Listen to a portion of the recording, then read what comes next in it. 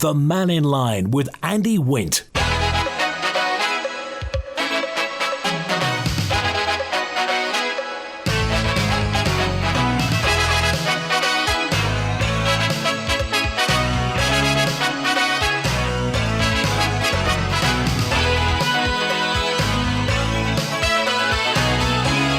Pastor Mike, good afternoon.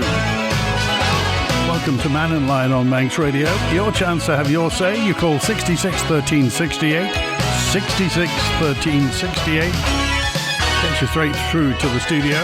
You can email studio@manxradio.com or WhatsApp or text. Same number, 166 177, 166 177. For a WhatsApp, you'll need us in your contacts. But then again, we're probably there under friends, aren't we?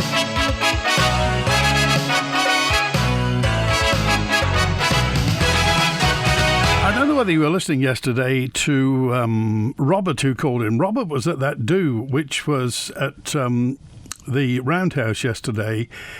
It was a drop-in session from Live at Home, all about loneliness on the Isle of Man, and really how big a problem loneliness is. It doesn't just affect one particular generation. It's not a young person's problem or middle-aged or older person problem. Apparently, they said it cuts right across the generations, and they're looking at ways to tackle the issue and prevent people becoming isolated. Now, if you've got any thoughts on this, particularly if it's something you've been through yourself and solved it, or something that you feel is happening now, I just wonder what your thoughts are. We're generally a very hospitable and domesticated population on the Isle of Man. We like to know people. Some people would say we're a bit nosy sometimes. Nothing wrong with that. So how do we combat people becoming lonely? Again, there are people who would say, look, it's nothing to do with you. I'm happy. There's a difference between solitude and loneliness, and I wonder what your thoughts are on that. If you want to drop me a note, by all means do, or you can call. And Howard's first with us today. Hi, Howard. Hello, Andy. Just a little bit of gossip news. Maybe a newsroom can have a rummage around. I've heard that, the store that's up at Anagh Coar, the spa store. Yeah. Well, I saw last week, towards the end of the week, plans have been submitted to extend the store. Now, I don't know what that is. It's been extended a couple of times. Fine. But I've also heard that they're closing the post office in the spa store in Anagh. Not too far away, so that will all be closed down. It will then become what you term as a counter service.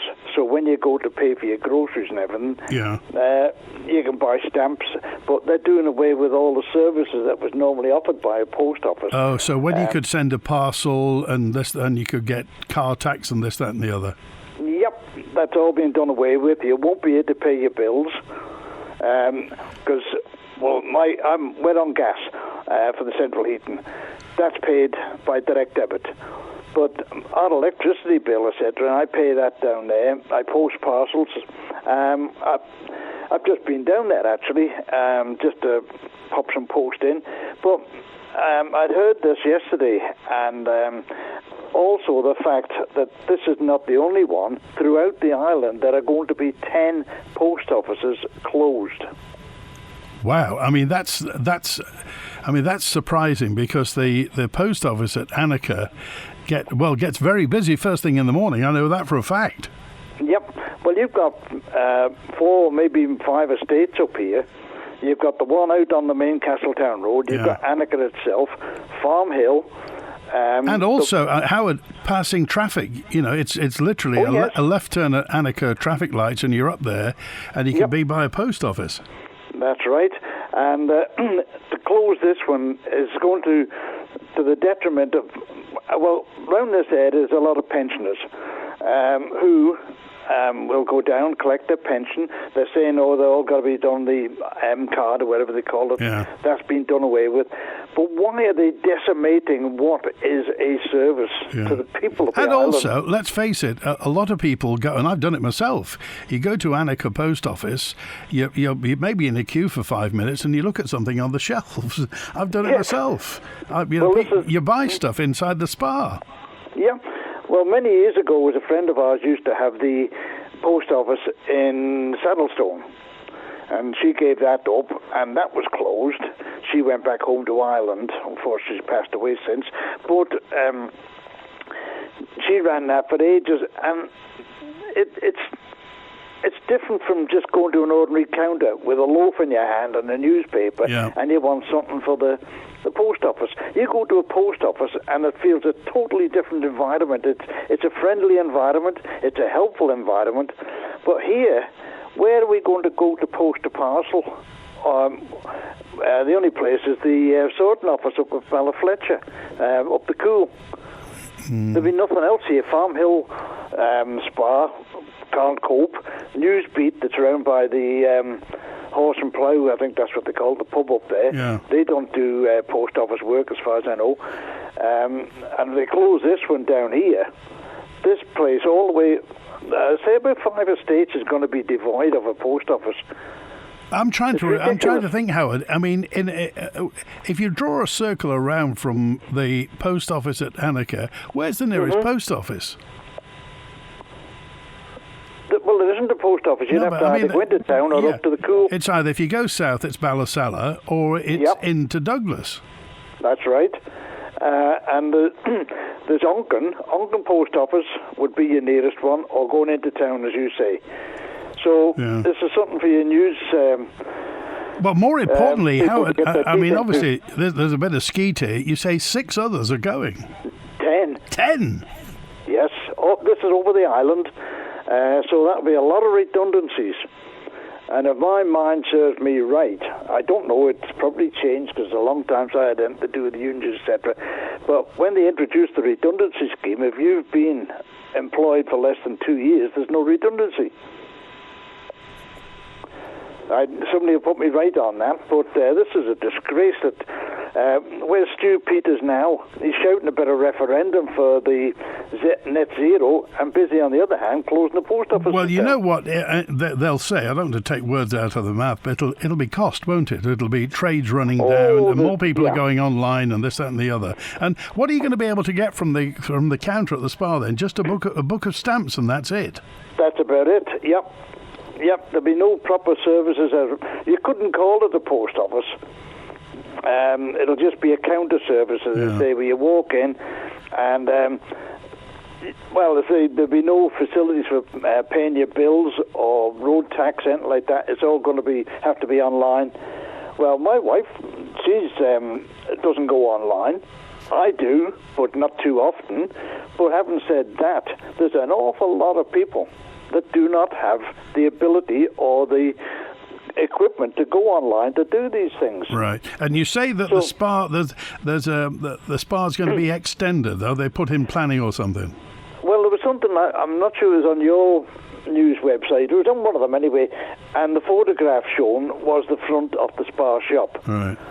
And they're trialling now, and they've done it up in Ramsey. It's in a spa shop. They put the subway in there.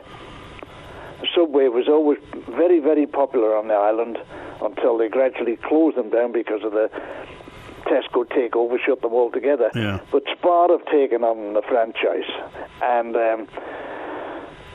that's a brewery, essentially, another monopoly, who have all the facilities, but lesser than ounce, and they just want pounds, shillings and pence. They're not interested in what you do otherwise, so... But it'd be nice to find out whether this is true. Let someone from the post office come in with an answer and a very good reason, not an excuse. All right, well, we'll dig into this and find out whether it's true that the post office counter, the post office inside the Anagh Spa is going, and 9 others as well. We'll find out. Well, yeah, but that'll decimate the post office services here on the island. So where would you go to post a parcel? Yeah. If you're senior age, you can't walk up to Ballafletcher, and if you took a taxi up, it would cost you another 3 or 4 quid, and the same coming back. Yeah. Okay. And what would the queues be like up there? Howard, we appreciate it as always. Thanks for calling today. Take care. Thanks, then. Bye now. 16 minutes past 12. Robert's with us now. Hi, Robert. Hi, how you doing? I thought I had a few more people in the queue there. How's life? We were talking about isolation yesterday. How's things? Well, you went to Yes. the Roundhouse, didn't you? That's right. There's a few people there, but I think I'm just thinking about it a bit more laterally, and I feel as though there is a disconnect within the community, and I think, sorry, I'm losing my breath a bit, I'm walking a bit fast. Bear with me. Yeah, I think there's a disconnect within the community. I think that people feel isolated. They feel well within themselves.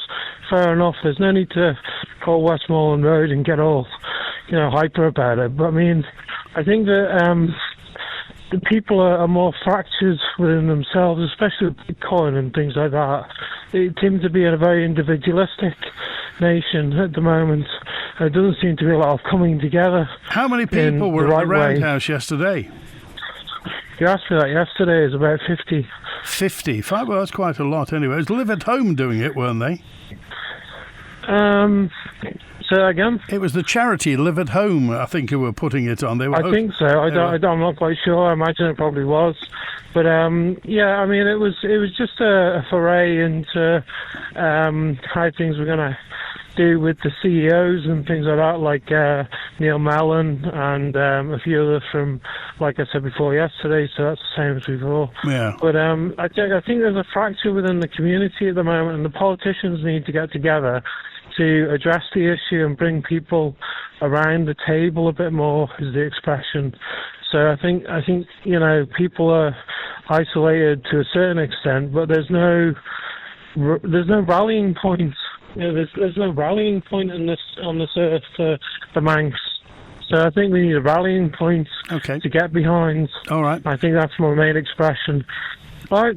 Thanks for calling today. It's good to hear from you. John Ramsey says, ever since they built that the Storm Stabbits in Douglas Bay, they altered the tidal push, causing a huge build-up of seaweed on Douglas Beach. This can be stopped. All they need to do is wait for a very low spring tide and have the boulders ready on the beach.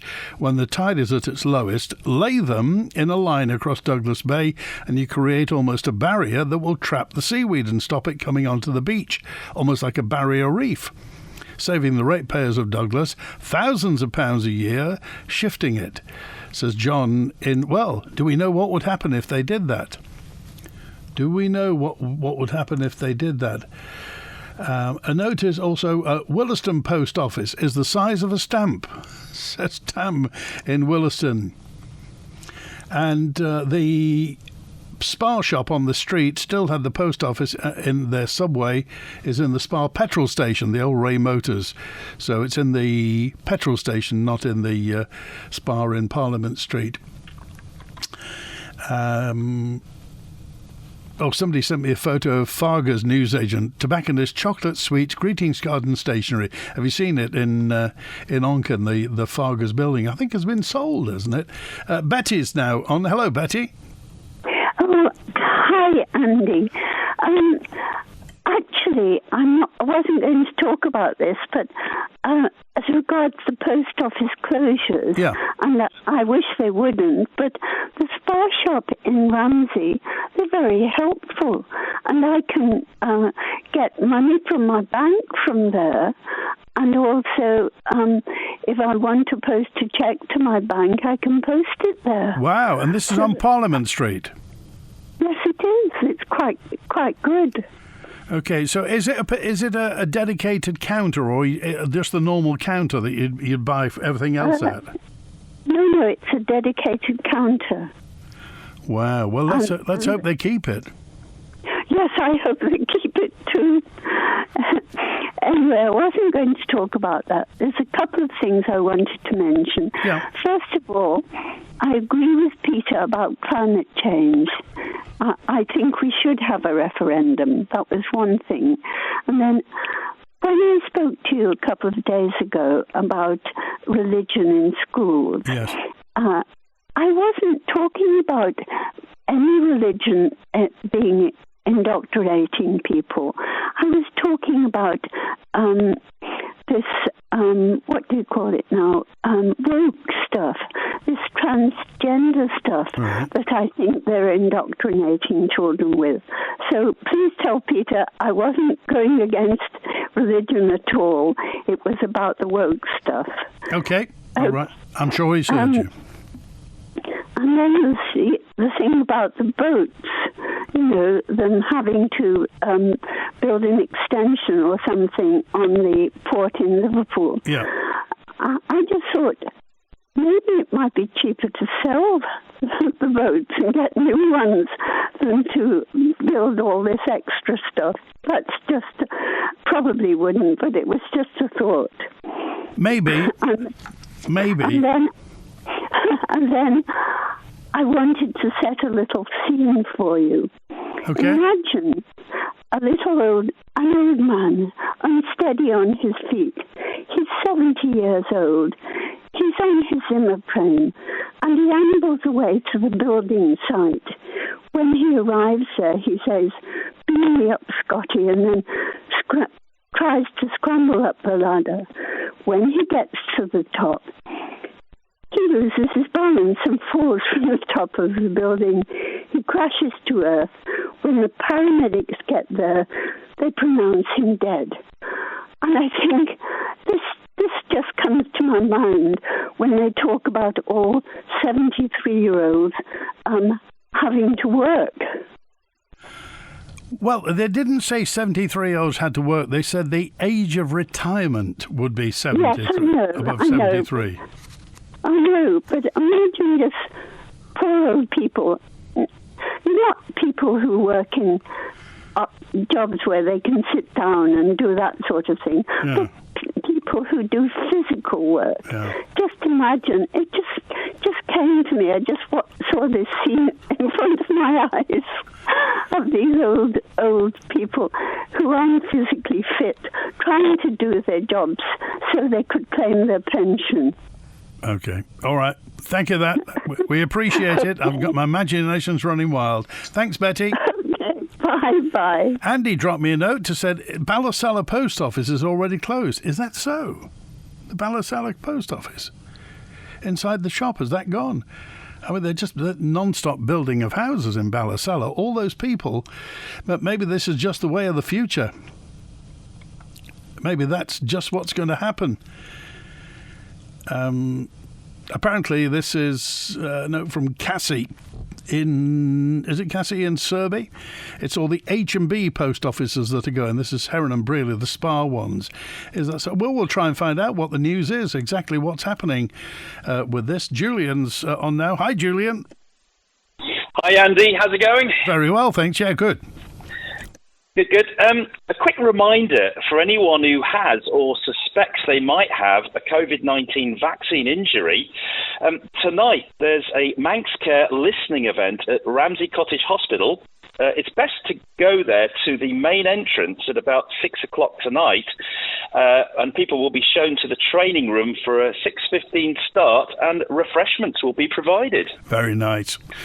Spaces are limited, they say, so you need to book or call MCALS 642 642. Yeah. Couple of catch-ups. Somebody mentioned yesterday about the youth and net zero being for young people. If that's the case, if you want to have the ultimate expression of what the youth think, why did the students at the last Junior Tynwald session vote overwhelmingly against it? Is that so? Which I find... Yeah. It was quite an interesting vote in the end. And they were citing things like destruction of nature for putting in wind farms and things, this type of thing, and destruction of birds. And it was quite interesting to listen to it. So if you want the ultimate expression of what the youth think, just have a listen back to the last Junior Tynwald. Finishing off yesterday... on your programme a couple of days ago, I was asking Michelle Hayward about Rob Mercer's potential conflict of interest as his daughter's company, which is registered at his home address, is giving carbon literacy training to government civil servants and the MUA for £640 an hour, no matter how many attendees turn up. This situation is not declared in the Tynwald members' interest list. What I also find a bit worrying is that Rob Mercer is also on the Conflicts of Interest Committee. So make of that what you will. Also on the programme, Michelle stated that the current report was old, but was, and I quote, she said, entirely within the realms of statistical variation. The reality is the current report stated that the Isle of Man total emissions had increased overall by 66% since 1990, but then a new Ether report has replaced this with an overall decrease of 3.62% since 1990, and this is despite the population increase on the island of 15,000 or 20%. So if you work that out, that makes the old current report of almost 20 times wrong, or 1,963% wrong. So I'd hardly say that being almost 2,000% wrong is within the realms of statistical variation, would you, Andy? Well, maybe it was just a good start. Well, the trouble is, of course, all these policies are hammering the island's industries. I also I mentioned about the fact that the scientists at the IPCC, they're fighting to get their new methane model introduced, as it would drop the warming potential of methane on the island and elsewhere by 72%. But the politicians are saying that it would be too complicated to change. So I think, my opinion is that the Manx farmers need to voice their opinion on this. We're already down at 6% food self-sufficiency. And if it turns out that this new model would show that agriculture is just a tiny fraction of what they're saying it is, it's going to take all the pressure off them, and then we can sort of get back to, getting back to what we do best, which is raising amazing livestock and, What is going on with these reports saying that we're so bad with our emissions when it's now becoming evident that we're not? It's interesting also, I don't know whether you saw, it's not directly us, but the Tory leader across, Kemi Badenoch, said that if the Tories get in, they're going to repeal all the net zero stuff. Yeah, I mean, I mentioned a while ago, the IPCC scientists at the moment are just not only talking about their methane model being ignored, but it also reminds me, a while ago I mentioned to you that the last IPCC report, the long form one, specifically in chapter 12, and that's table 1212, which is on page 1856, that shows that there's no signal for human-caused increase in river floods, heavy rainfall, landslides, aridity, drought, fire weather, severe windstorms, tropical cyclones, coastal flooding, coastal erosion, marine heat waves, or pollution weather. So that is not being expressed in the short form politician form known as the document for policymakers. Yeah. So the IPCC scientists seem to be getting a bit squeezed in getting their message out that actually, so maybe that's where Kemi Badenoch's coming from, because she's seeing what the scientists are actually saying. Well, she also said that if the Tories get in, which is it's a very long bet, if the Tories get in across, that they would open the taps up for North Sea oil and gas. And bearing in mind that, we haven't gone for our gas over here, perhaps in the knowledge that Mr. Miliband over there would wag his finger at us. But I mean, if the Tories get in and they start opening the taps, as everybody else has seemed to do, then who knows what would happen over here. Well, you only have to look at Germany to see, like the UK, all the industries disappearing across to China, where they're whacking up all these coal and gas power stations because it takes an enormous amount of power to make things. And then, of course, you've got to ship them in diesel ships 10,000 miles instead of just making it here. Okay. So, right. You need, yeah. Well, right, thanks, Andy. I appreciate it. Thanks, Julian. And Julian, by the way, if you have something to add, by all means do get in touch. Call, text, email and WhatsApp. And David's with us now. Hello, David.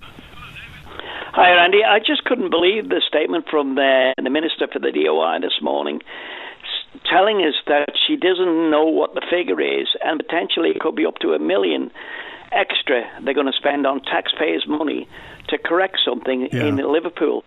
don't get me wrong, I applaud that we actually bought something. My concern is she says she has Treasury support.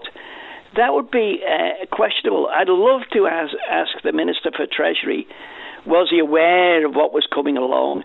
And was it a full Council of Ministers approval, or was it just a majority that actually said, yes, we'll do this? And this is where I think Mr. Watterson, the Speaker of the House of Keys, should be dropping in there now.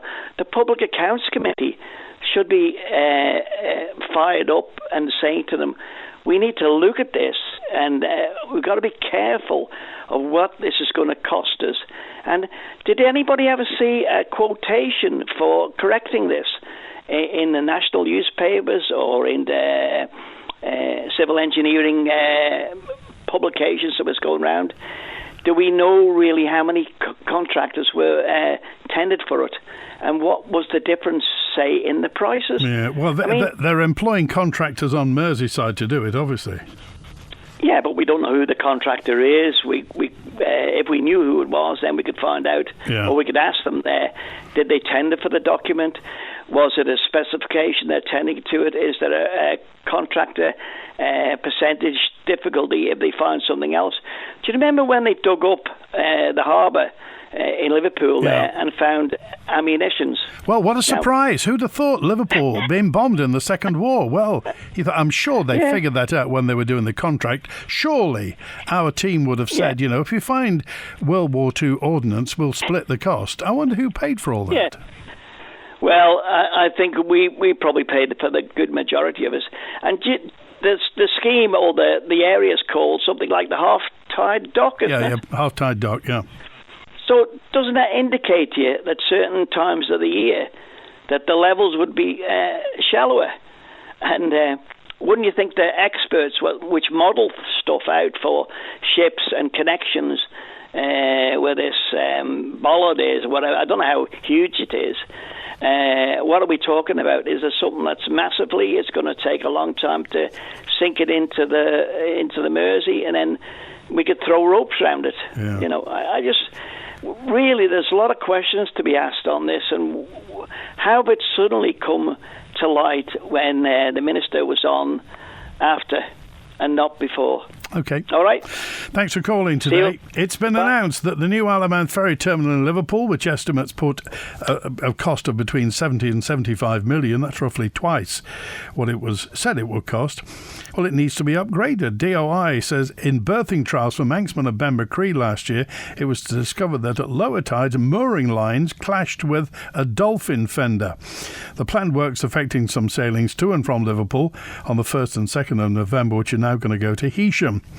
The Infrastructure Minister, Michelle Haywood. That's not absolutely certain at the moment, if I'm really honest about it. So we know we had problems last winter, and people will be aware there were a number of cancellations and changes to the schedule that the steam packet put out, and it's to do with the position of the fenders on the mooring dolphin. We couldn't do any of that work across the summer because those fenders are used by Mannin, especially when she needs to come off the berth on a flood tide. So we've had to sit and wait until Mannin finishes doing her runs across, which will be October half term. Have to bring you back up on that cost. How is it not known? Because we are in discussion with the manufacturer of the fenders. The rope snags across the top of them, so there have been various suggestions about cutting them down, repositioning them and everything, and we're trying to work through. So we have specialist marine engineers looking at conducting berthing studies and looking at where the ropes route to work out what the best, most cost-effective solution is. But the immediate short-term fix is that we'll be lifting one of the fenders clearly out of the way so that Manxman can get safely in there and she can carry on with her winter schedule. It sounds like a big project. Is there even a ballpark figure that you've got in your head right now?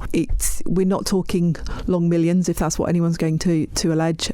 We're probably in the million-ish pounds, depending on exactly what the fix is. And I mean, we're currently using estimates for the final cost between 70 to 75 million pounds for the total spent on the ferry terminal.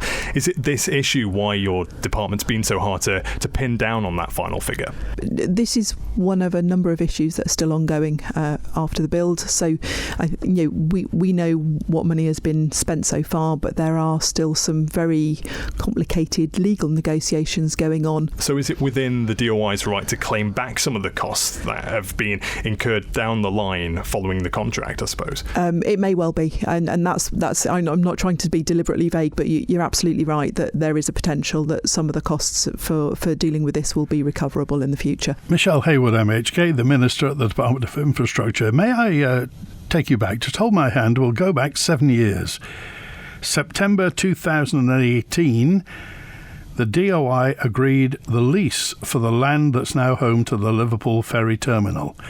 At the time, Infrastructure Minister, voice from the past, Ray Harmer. You will see a state-of-the-art facility in Liverpool, really close to the centre. It will be also available, obviously, all year round, potentially, and with some freight capacity in the winter, which is really, really important, and really cements quite a vital link between our nations. And for the Isle of Man to have a piece of our adjacent isle is quite something. So I think it's been a really good, bold, but historic move. How much is this going to cost? Obviously, the cost of the land was 3.5 million, and the whole build will be somewhere up towards 27-30 million. And obviously, as construction costs come in and so forth, the detail will become more exact. This will be for somewhere around about 240 years. So just give the context of the cost over the lifetime of the lease is quite something. That was Ray Harmer. You get those costs: $3.5 million for the land, 27 to 30 million to build the thing. Here's Tony with us now. Hi, Tony. Hi Andy, how you doing? Well, I'm fine. What about yourself? You just disappointed me with the Ray Harmer bit. That it's another example of our government not knowing what they're doing, and you just can't make it up. It just keeps going on and on and on, doesn't it? So we really believe that the DOI have got their hands on the pulse of what's happening over there. So Ray Harmer forecast one number. We end up with a number that's way, way higher, 2 or 3 times, I guess, 2 times at least. And you can expect it to keep creeping up because apparently we didn't take some expert advice about these dolphins when they first decided to agree to the terminal. How is that? Whose responsibility was that? Well, you would expect, wouldn't you, to if you're doing something like this, as Ray Harmer said, if it's lasting 200 years and more, you would expect to get the very best advice, very intelligent experts, people who've done all this before here, and surely they did that. Surely they got advice. Well, did the Department of Infrastructure tell us that, or are they just not saying anything? Well, they've not told us what advice they took or from whom. Well, they never will, because that's a secret, isn't it? Because that way there can't be anybody to blame. The end result of all the government departments going out and asking people what to do is that they don't listen and they don't do what they're told anyway, and half the advice they get is wrong. And what I came on for wasn't this, but what I came on for was to reiterate that global warming, apparently, the money has been traced, and we now know it's coming basically from net zero selling you carbon credits. So the money is obviously the problem, because that's what's driving up costs, and it's driving up costs everywhere, not just here. And they're going to continue to rise because we keep chasing this nebulous goal of net zero. So we buy non-net zero things from other places where they manufacture them, like China, and use coal, etc., to manufacture them, bring them here, and say they're clean. They're absolutely no carbon in there. Whereas in fact there actually is.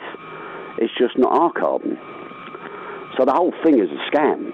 I'm not quoting Mr. Trump, but I do point out that at last, maybe the cracks are starting to show, and we will get somebody from government, anybody from government, to start admitting the truth, that they didn't check this out at all. They put a stake in the sand and said, oh yeah, we're going to have net zero. and they hadn't got a clue what they were talking about. And do you think, did that philosophy come from within or without? Was it their own philosophy, or did they think, well, everybody else is doing this, we may as well join the train? I think the latter. Everybody else is doing this, so we must jump on this train because we need to be at the front of everything, don't we? That's a requirement, I think, to be in government. You have to lead the world, I think, is what they think. I don't know why, but they think they do. And I think it makes them all very happy that they go to conferences and talk about it. But in reality, you will never get to net zero unless you buy a forest in somewhere from somebody else who may not have a forest, just got a piece of paper. Because all of the carbon credits are, you certify them yourself. You don't go to a carbon credit association and say, look, I've got this, how much is it worth? You just certify it yourself and give a piece of paper out. So where does that industry end? Well, it ends with us paying lots of money to get pieces of paper and then waving it in the air and saying, look, peace in our time, it's fine. We've got net zero. I just don't believe that the government, honestly, believe this. I think they're doing it because they've got no choice, because they put themselves in a hole in the ground. Right. And rather than tell the truth and ask for a ladder and change the law like everybody else is going to and say we've got to stop this, they will continue to do it.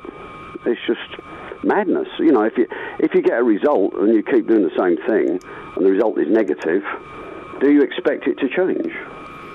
Apparently we do. So I think the residents of the shall we say the nut house are driving the train, which are basically the people who and I'm not against the idea of cutting carbon emissions. I'm not against the idea at all. Right. I just think this idea that you've got to have zero is ludicrous, and it will not save the planet. It won't save anything. That's a point. I got a note in from Jackie while you've been talking, and Jackie says, well, as regards net zero, when is enough? Who's going to decide when we get to net zero? And then what? Because if we've been going at it for 20 years to try to get to net zero, well, then what? What do we do? So, firstly, how much is enough? Who's going to decide when we get there? And thirdly, then what? Well, I suspect the politicians will decide when they've spent enough money to claim that they've got net zero. Ask Alfred Canning when he thinks it's going to happen. He's the one that keeps spouting on about it and saying we're going to get to net zero, which is just ludicrous. Okay. And all the rest of the government also say the same thing because they're all singing from the same hymn book because they've got to. Because you can't say the truth and the logical thing. It's just a joke. I would suspect that this is all going to come to grief, and I think they should have a referendum. There shouldn't be the word net zero anywhere. What we should have is carbon reduction. That's what we should have. Where we can, we should do it, and where we can't, and it costs too much, we won't. And I don't care what the Greens say. They can't take you to court for changing a law that says I can't do something, whether they want to or not. Okay. So I think sense has to come, but it's got to come from the people who are going to vote in the next election. Think about it, because if you vote for this again, you will end up a lot poorer with no improvement in the weather, the climate, or the world. Okay. All right, Tony. Thanks for calling. Good luck. Take care, Andy. Good to hear from you. How does the DOI not know how much the rectification work on the Liverpool terminal is going to cost? They knew of the issue over 12 months ago, yet it's still not been costed. Exactly. Perhaps this is why the terminal costs 70 million, or is it 80? Well, somewhere in between. Does nobody in government know how to do a full cost analysis of any job, says Southern Andy. Whatever your business, whatever its size, you can always rely on the island's leading fuel and oil supplier to keep you moving. Ellen Vannin Fuels, powering the island and powering industry. Call us on 844 000. This is my last will and testament. To my family, I leave years of financial headaches, large legal bills, and the prospect of having to sell our home to pay for it all. Is that the legacy you choose to leave? Without a proper will and thorough planning, it could happen. Man Benham Advocates, experiencing wills, probate and estate planning with a friendly service to make sure the future of your loved ones are secure. Don't put it off. Call 639 350 for your free initial consultation with Man Benham. Here for you. At NFU Mutual in Douglas, we have real conversations with our customers, and we know they prefer car insurance they can rely on. Unlike some insurers, we don't charge admin fees for making changes to your policy. With NFU Mutual, your no claims discount is protected if you're hit by an at-fault uninsured driver. Conditions apply. We also include RAC breakdown cover as standard if you break down more than a quarter of a mile from home and the total recovery distance is less than 20 miles from the nearest garage. It's one of the reasons we've been awarded Which Recommended Provider for Car Insurance, January 2025. To discuss quality car insurance, call today on 674 191.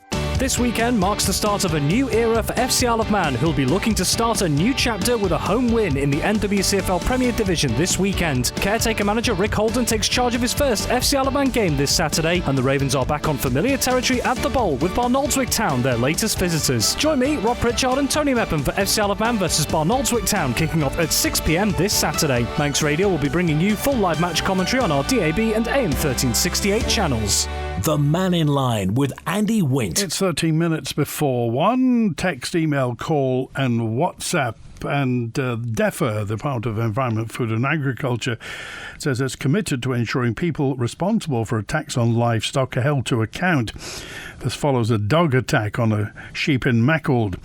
The incident was reported at the weekend by the General Secretary of the Manx NFU, Sarah Comish, who expressed her frustration, saying it had happened in the same area as another attack earlier in the year by what's thought to be the same large dog. Now, the matter's been reported to the police, but yet again, she says there's little appetite to do anything to prevent or support. Is this true? She said other jurisdictions are moving forward, but I guess farming is an abstract concept for Tynwald these days. I'm just trying to think how many farmers are in Tynwald. Mr. Johnston, of course. Is that about it? DEFRA says it's disturbing to hear of a further incident of livestock worrying. Such incidents are distressing for farmers and cause unnecessary and avoidable suffering to animals. The island does have legislation in place that provides powers for the police to investigate and take enforcement action. However, ongoing conversations with the MNFU have led to the department committing in its department plan published last week to consult on the matter of sheep worrying. So you get it? Consult, think about it, and we'll come back to you. Well, if you're in the agricultural community, I just wonder what you think about this, and particularly if you're a sheep farmer or you're involved in sheep, maybe you do some lambing. Why do people do this? Why would anybody take a large dog anywhere near sheep? Why would you do that? Am I missing something here? Here's Mark with us now. Hi, Mark.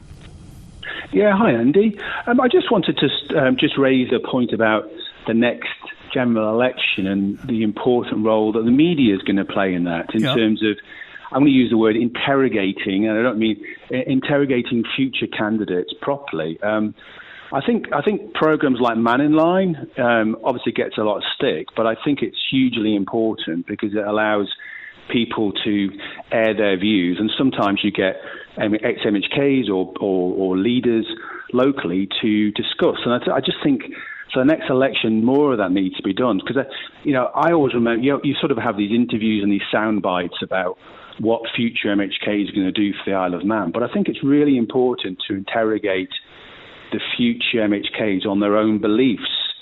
So, for example, everyone's talking about net zero, and why, I think some people have said we need to have a,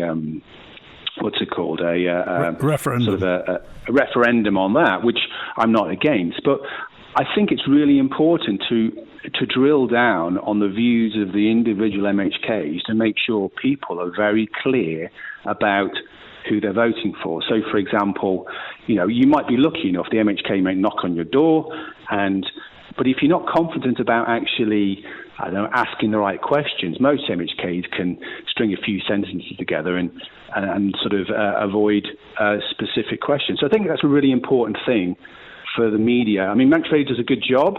I think it can improve, but I think the media generally really needs to probe certain areas for the next general election, because this next general election is huge. Because I think, my own personal view, I think we've got to really.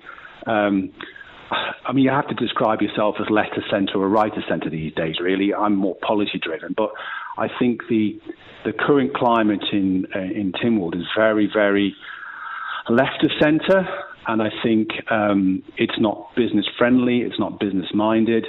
And I think we really need to sort of drill down on that. It was interesting, Mark, last week that the Institute of Directors and the Chamber of Commerce came out and complained about the government and just said the government doesn't seem to understand business. Now, I find that astonishing. I'm sure the government does understand business, but if they do, they're not making it very plain to the IOD and to the Chamber. I don't think they do, Andy. I think most. I think most business people agree with that. There's some very common sense things. Basically, are we getting more money in than spending? And then at the moment, we're spending more than we're getting more money in. And there just seems to be ministers and MHKs are defending the government rather than actually saying, okay, what do we actually need to do? And there's not enough thinkers, I think, in terms of what is the Isle of Man going to be in 5 or 10 years' time? And everyone's talking about, you've got the population growth. Everyone's fixated about population growth. Well, the reverse argument of that is artificial intelligence, because AI is going to transform both government and business in Isle of Man unrecognisably in the next 10 years. So do we actually want a larger population when, in fact, there's going to be a massive impact on the labour market on the Isle of Man? I think there's a disconnect there. Well, what sort of things? What's AI? Because bearing in mind the government is the biggest employer on the Isle of Man, so what sort of jobs will go in government because of AI?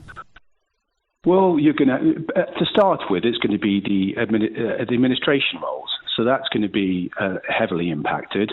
That will lead to efficiencies, but obviously it's going to have a massive impact on the employment opportunities of people within the government and within the private sector. And that's something the government needs to start thinking about seriously, and how to do it in a sort of a calm, thought out, considered way that protects the community in the Isle of Man. I think that some of the large statistics are saying in the next sort of 15 years there'll be 300 million jobs lost globally. Now, that doesn't sound like a lot, but it is a lot. And the Isle of Man really is, let's call it, there's a lot of administration done over here. So that's going to have a significant impact. And it's good the Isle of Man sets up this AI department. But, again, there's a disconnect. AI, if we want data centres over here, consumes an awful lot of energy. A ridiculous amount of energy. At the same time, we're going down the route of wind turbines, which is great because it's renewable, but it's not consistent. So again, there's a disconnect in thinking there as well. And Okay, well, let's be benevolent about this. Let's assume that most politicians are genuine, decent people, and they're in the job for the right reason. So, yes, are they misguided? Are they just not availing themselves of the information available? Or maybe you're wrong. Maybe the politicians are right. I think it comes down to individuals voting people in who they think are nice people, and they will do a good job, but not probing with regards to actually saying, okay, how can we make the Isle of Man more economically viable and successful? Because if you can't pay for things, you can't deliver. And I think that there's a sort of and that's why I think it's really important on journalists and the media to focus in on that, because you can't just say we want a better, as you say, we want a better health service, we want better roads. How are we going to pay for it? And that's what the electorate needs to focus in on next year. Just how we're going to pay for things. Okay, we appreciate it, Mark. Thanks for calling today. Thanks, Andrew. Take care. Bye-bye. Good to hear from you. And next year, by the way, you can vote on I say vote. You can show your opinion if you go to maxradio.com. We've got a survey on really what you think we should be doing in the election for next year, because it is next year. It's going to be here sooner than you think. It's going to be on Thursday, September 24th next year. Go to banksradio.com, fill out the survey, just tell us what you think. We will be, believe you me, we'll be talking to everybody. You'll hear an awful lot about the candidates and an awful lot about the election. And of course, we will want to hear from you. Hello, this is Doug Farragher. In conjunction with Manx Radio, I'd like to invite you to join us and learn something about our native Gaelic tongue, the language of man. Oh, and talking of elected representatives, tomorrow, Friday, is an open line, but on Monday, I've got two elected politicians, one from Ramsey, one from Douglas. Ewan McGuinness, who's Finance and General Purposes on Ramsey Commissioners, and Devon Watson, who's the leader of Douglas City Council, will be in. So we'll be talking about Ramsey and Douglas, and exactly, and I know both of them have views on how to get the economy going, what Douglas needs to be vibrant and prosperous, and the same with Ramsey. So it's Ewan McGuinness and Devon Watson on Mannin Line on Monday from Ramsey Commissioners and Douglas City Council.